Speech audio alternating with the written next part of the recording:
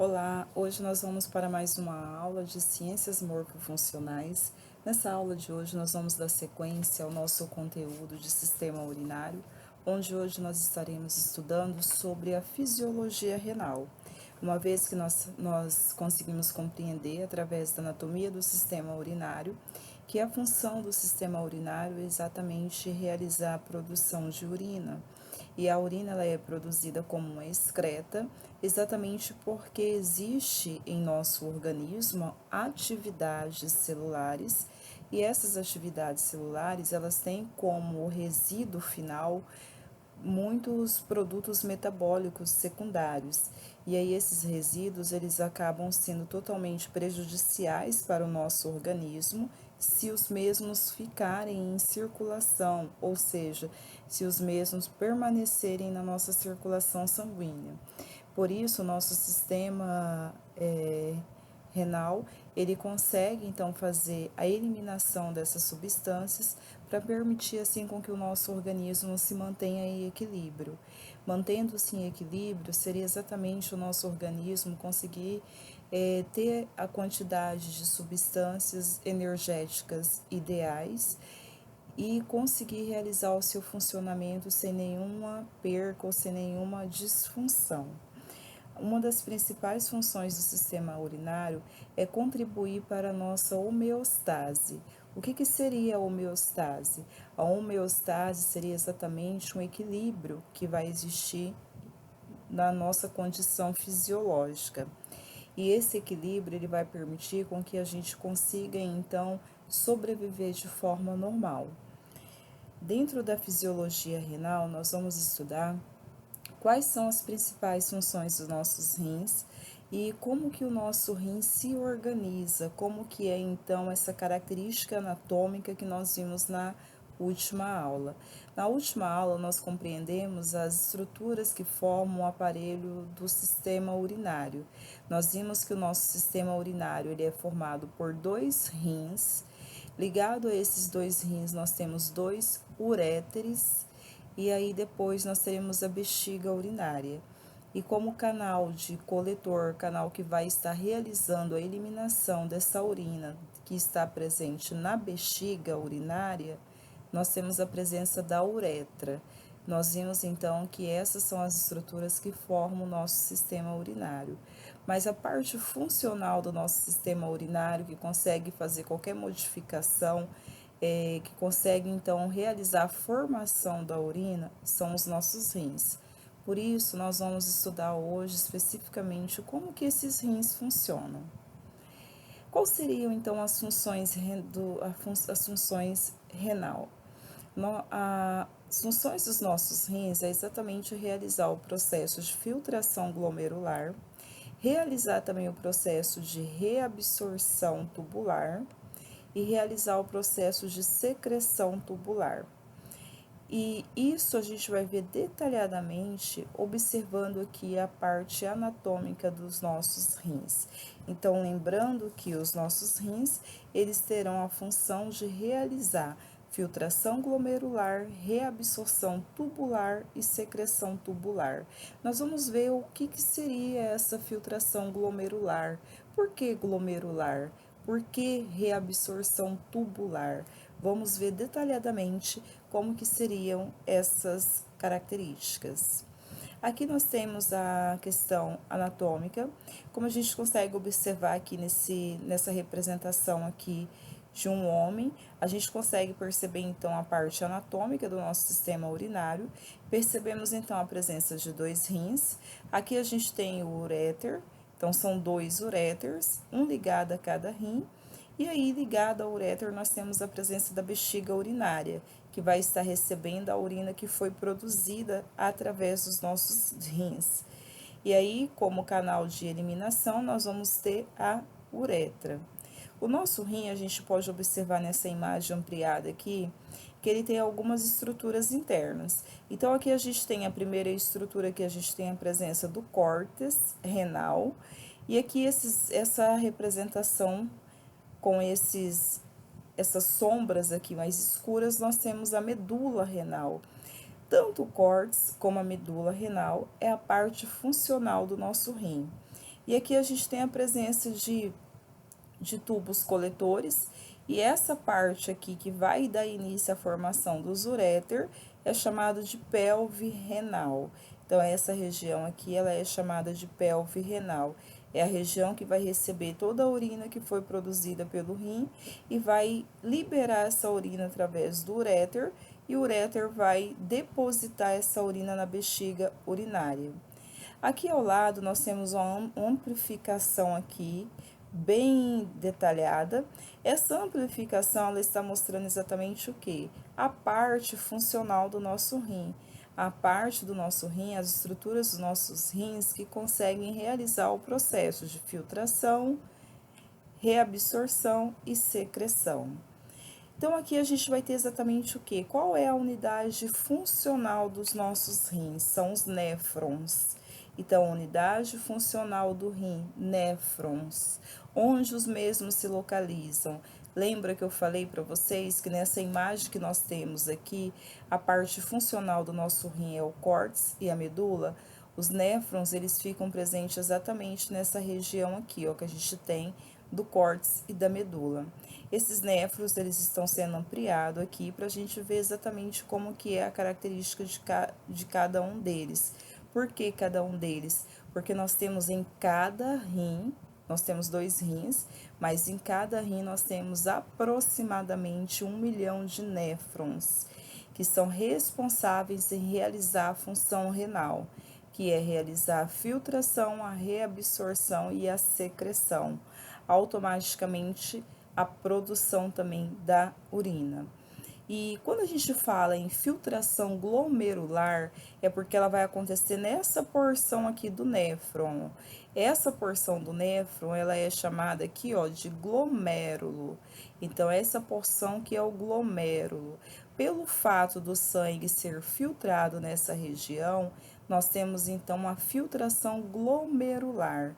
E quando a gente fala em reabsorção e secreção tubular, é porque vai acontecer aqui nesses túbulos que a gente vê em amarelo.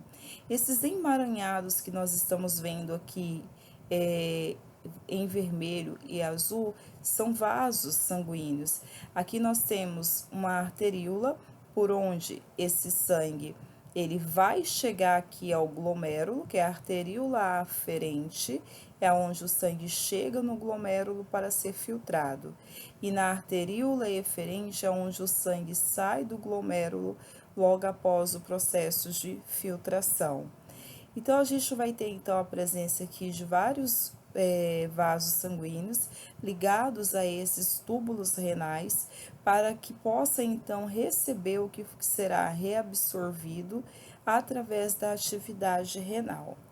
Nessa imagem ampliada, nós conseguimos ver melhor, então, essa unidade funcional dos nossos rins, que são os néfros. Então, aqui a gente tem uma representação de um néfro, onde eu vou ter aqui o glomérulo. O glomérulo ele vai estar envolvido por uma cápsula, que a gente fala cápsula de Bowman.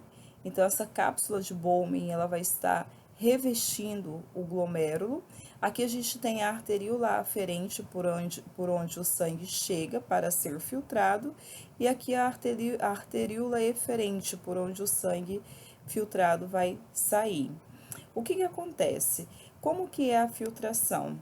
A filtração ela não é seletiva, podemos se dizer. Então, as substâncias que estão presentes no nosso sangue, elas acabam sendo filtradas, elas vão passar pelo processo de filtração. O que não vai para esse processo de filtração? O que não terá contato aqui, ó, com esses túbulos renais? O que não terá contato com esses túbulos renais serão as nossas células sanguíneas, que são as hemácias, e também a questão de proteínas, porque são moléculas muito grandes e não conseguem passar por essas arteríolas para sofrer o processo de filtração. Então, essas proteínas e as hemácias, elas não participam do processo de filtração. Tanto que não é normal a gente encontrar hemácias presentes na urina quando vamos realizar algum exame de urina, exatamente porque as hemácias elas não têm contato com os túbulos coletores e automaticamente as mesmas não devem chegar até a urina porque elas não tiveram contato com o processo de reabsorção e secreção tubular, porque elas ficam totalmente retidas, elas não passam pelo processo de filtração. E geralmente, quando acontece a presença de hemácias na urina, é necessário uma investigação exatamente para verificar o porquê está ocorrendo, então, perca de sangue através da urina. Mulheres, normalmente, quando está no período menstrual, não se deve fazer exame de urina exatamente pela presença de hemácias que vão estar presentes na urina. E geralmente também ela deve observar o período final da menstruação, evitando assim qualquer resquício de sangue presente na urina para que não venha dar uma alteração indesejada no exame. Mas então aqui a gente tem, pessoal, o glomérulo, onde vai ocorrer o processo de filtração, por isso que fala filtração glomerular. Aqui a gente já tem os túbulos renais, então tudo aquilo que foi filtrado, que não voltou para a corrente sanguínea, vai seguir aqui pelos túbulos renais. Que substâncias seriam essas que vão passar por essa filtração e não volta para a corrente sanguínea de imediato? A gente tem água, sódio, cloreto, potássio, vitaminas, glicose, aminoácido, bicarbonato, são substâncias que vão ter contato aqui, ó, com esses túbulos renais. Os nossos túbulos renais, que formam os nossos néfros, eles se dividem em túbulo proximal, que está próximo aqui ao glomérulo, e aí a gente vai ter aqui uma diferenciação tubular que vai formar a alça de Henle. Essa alça de Henle, ela é extremamente importante também no processo de reabsorção. Aí, como está um pouco distante aqui do nosso glomérulo, esse túbulo já vai ser classificado como túbulo distal. E aqui a gente vai ter o ducto coletor, é onde o processo de reabsorção, se acontecer, não é um processo obrigatório, mas ainda pode ocorrer um processo de reabsorção nessa região. Aqui na região do túbulo proximal é onde geralmente ocorre a reabsorção de quase todas as substâncias que passaram pelo filtrado.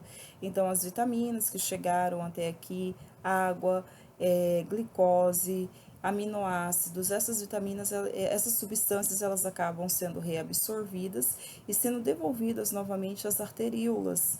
As arteríolas são vasos sanguíneos que vão estar circundando essa região aqui. E o que seguir, o que der sequência a esse percurso, pode ainda sofrer um processo de reabsorção aqui na alça de Henle. Então, se precisar ocorrer a reabsorção de água, ainda vai ocorrer.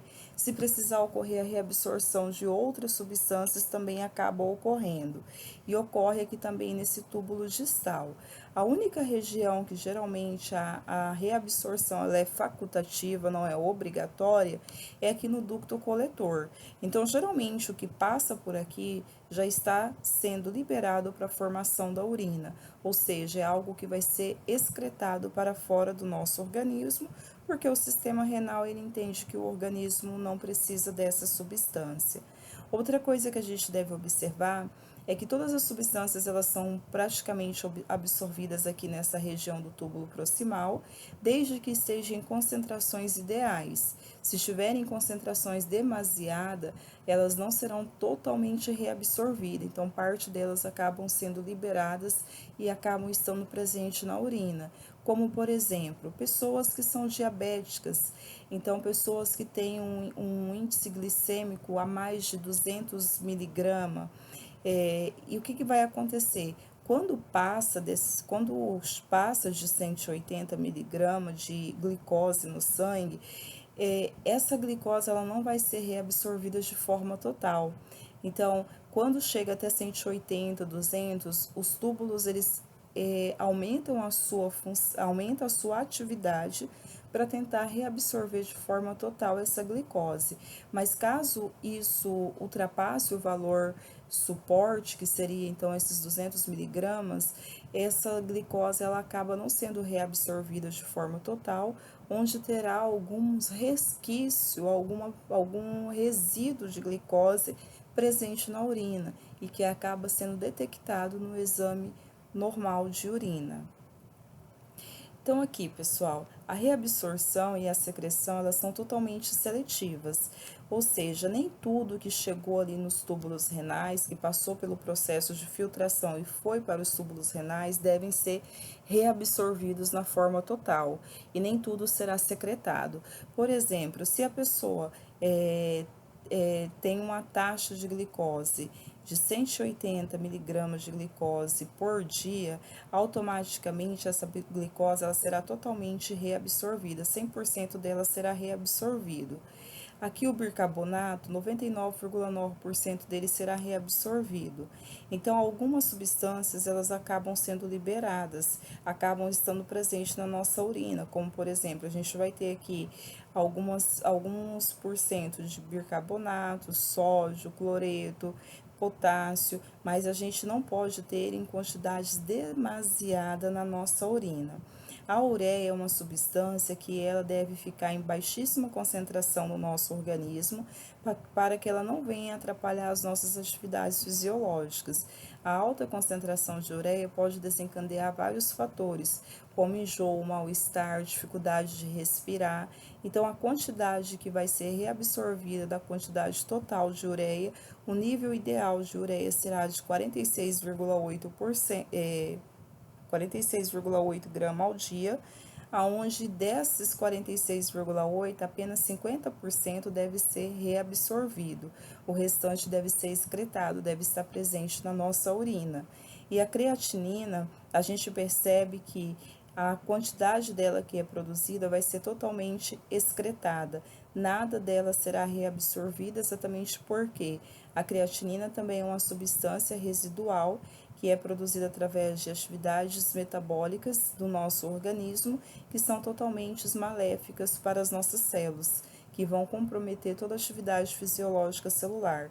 Então, por isso, elas não são reabsorvidas e são totalmente excretadas. Então, a sua quantidade filtrada, a sua quantidade que aparece no filtrado glomerular será excretado de forma total. Nada dela será reabsorvido. Aqui uma ampliação dos nossos túbulos renais para a gente visualizar um pouquinho melhor. Então aqui eu tenho a região do glomérulo, aonde o sangue chega e vai ser filtrado. O que fica retido aqui que não vai para os túbulos renais? Proteínas e hemácias. Então, o que vai ser filtrado será o nosso plasma sanguíneo. O nosso plasma sanguíneo passará pelos túbulos renais e juntamente com esse plasma sanguíneo a gente vai ter várias substâncias. Então, a gente vai ter sódio, teremos cloreto, teremos potássio, teremos vitaminas, glicose, aminoácidos, teremos também juntamente com esse plasma a presença de água, e isso tudo que vai percorrer aqui pelos túbulos renais. E é esses túbulos que irão realizar o processo de reabsorção das substâncias, desde que cheguem em concentrações ideais. Lembrando que se chegar em concentrações aumentadas, elas não serão reabsorvidas de forma total. Então aqui a gente tem o processo, aqui nessa região do túbulo proximal, é onde vai ocorrer a reabsorção de praticamente quase 100% de todas as substâncias necessárias ao nosso organismo que estão presentes aqui nesse filtrado, nesse plasma. O que não foi reabsorvido vai percorrer essa região aqui dos nossos túbulos renais, que é chamada de alça de Henle. Nessa região aqui, geralmente ocorre a reabsorção de sódio e cloreto, e o restante percorre. Quando chega aqui no túbulo distal, se tiver alguma concentração aqui de sódio, a concentração de água, também vai ocorrer o processo de reabsorção. O que seria essa reabsorção, pessoal? É reabsorver a substância, não descartá-la e liberar ela na corrente sanguínea para que ela possa circular no nosso organismo, porque essa substância ela é totalmente necessária, é uma substância ideal. Aqui a gente então tem o túbulo coletor.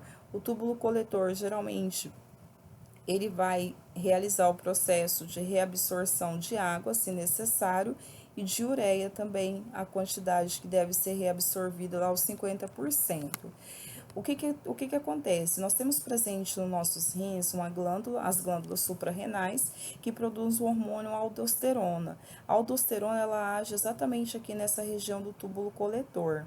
Se o nosso plasma sanguíneo ele chega em pouco volume de água, Essa região aqui, que é estimulada pelo hormônio aldosterona, vai ocorrer então o estímulo desse hormônio que vai promover a reabsorção de água, da água que se concentra aqui presente na nossa, no que vai ser secretado para a formação da urina.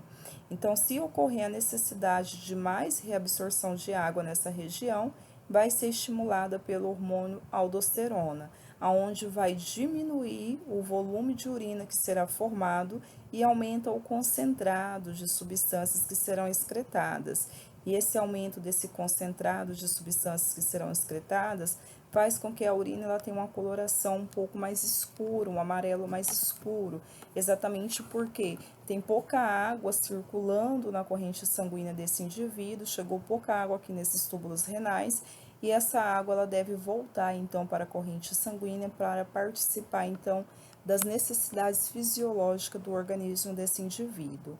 Se o indivíduo bebe muita água, tem pouca perca de água pelo processo de transpiração, pela reabsorção intestinal, então esse indivíduo ele terá uma concentração ideal de água.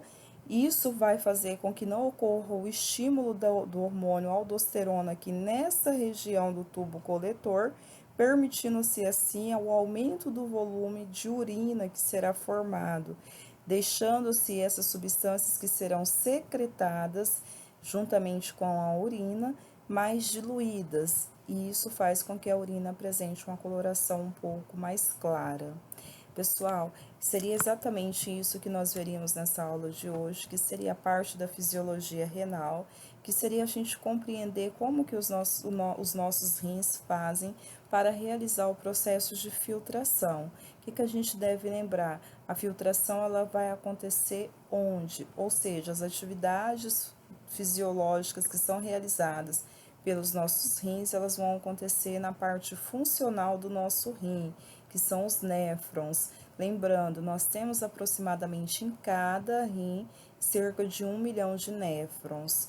E a gente tem, então, nesses néfrons, glomérulo e túbulos renais, que são as estruturas dos néfrons que vão realizar a função renal.